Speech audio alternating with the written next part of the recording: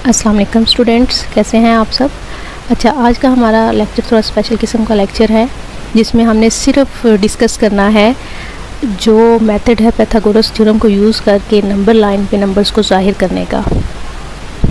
तो ये एक चार्ट है जो मैं आपके सामने शेयर कर रही हूँ इस डायग्राम की सूरत में।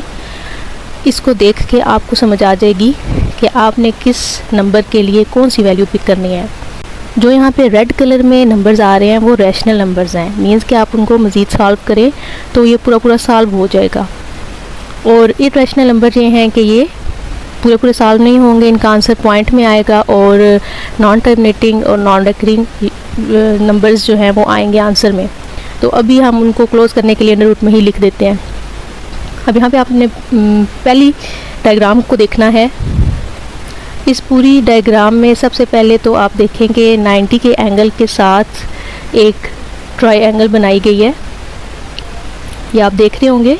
ठीक है, यहाँ पे एंगल 90 का है और ये जो बेस है ये 1 है और यहाँ पे एल्टीट्यूड कह लें आप, ये इसका 1 है। यहाँ पे इसका एल्टीट्यूड भी 1 होगा, बेस भी 1 होगी। तो आप इसको पाइथागोरस थ्योरम में इन दो वैल्यूज़ को लगाएंगे तो जो c की वैल्यू आएगी वो √2 आएगा। ठीक है, अब इसी के साथ हमने अगली ट्रायंगल लिंक कर दी है। तो एल्टीट्यूड की वैल्यू यहाँ पे √2 आ जाएगी, बेस सबकी इसमें आपने 1 नहीं रखनी है, तो 1 बेस होगी और एल्टीट्यूड जो है वो √2 होगा। तो इसको हम जब पाइथागोरस थ्योरम में लगाएंगे तो सॉल्व करने के बाद हमारे पास जो आंसर आएगा वो √3 होगा। अब इसी तरह से नेक्स्ट जो ट्रायंगल है उसमें एल्टीट्यूड की वैल्यू √3 होगी, बेस इसमें भी 1 है, √3 और 1 इन दोनों को सॉल्व करके c की वैल्यू हमारे पास आ जाएगी √4।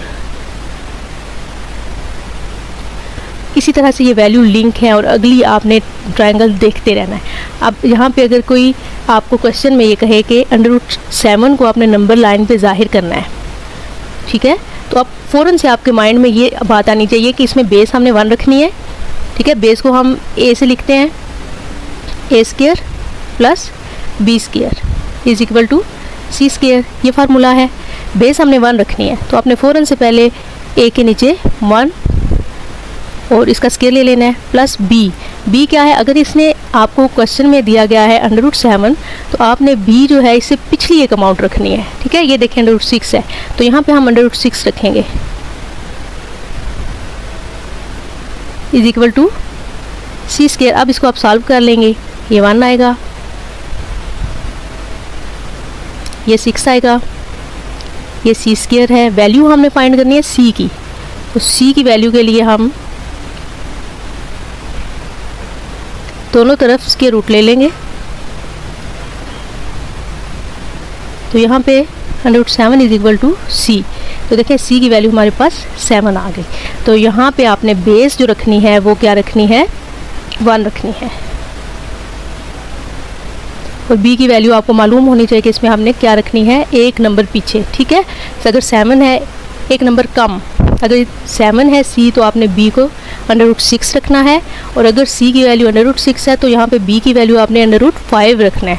इस पूरी डायग्राम को अगर समझा जाए तो इसके मुताबिक आप इसको ऐसे सॉल्व करेंगे। उम्मीद है कि आपको ये जो कन्फ्यूजन है वो क्लियर हो गई होगी और आप इस डायग्राम को अपने पास सेव रख लें, बहुत ही हेल्पफुल रहेगी ये आपके लिए। में अगर गिवन है कि आपने पाइथागोरस थ्योरम से ही ये सॉल्व करना है और नंबर लाइन पे जाहिर करना है तो आपने फिर उसी को यूज़ करना है, लेकिन आपकी बुक में क्वेश्चन में इस तरह से स्पेसिफिक मेथड का नाम नहीं लिया गया तो फिर आप कोई भी मेथड यूज़ कर सकते हैं। आपको ये वीडियो कैसी लगी कमेंट में ज़रूर बताइएगा। मिलते हैं नेक्स्ट वीडियो में, तब तक के लिए अल्लाह हाफिज़।